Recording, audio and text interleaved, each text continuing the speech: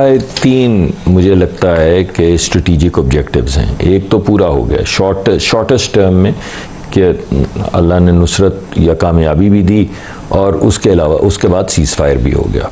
दोनों तरफ मुल्क के गरीब लोग रहते हैं, हमें तो फोकस करना है अपनी तरक्की पे, डेवलपमेंट पे, गुर्बत ख़त्म करने पे। और वहाँ के लोगों को भी हम ये थोड़ी कहते हैं कि गरीब लोग मर जाएं, मगर उनकी जो एक हिंदुत्वा की डॉक्ट्रिन है जिसमें पहले उन्होंने अपनी माइनॉरिटीज़ को प्रेस किया और फिर वही डॉक्ट्रिन लेके पाकिस्तान की तरफ रवाना हुए, तो वो नहीं चलते। बहरहाल अल्लाह ने हमें कामयाब किया और जंग बंदी भी हो गई, ठीक है, फर्दर डिस्ट्रक्शन नहीं हुई।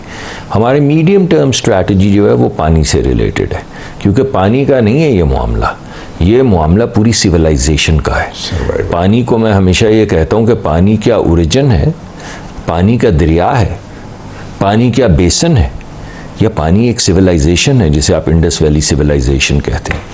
तो जब कोई पानी पे हमला करता है तो वो पूरी सिविलाइजेशन पे हमला करता है।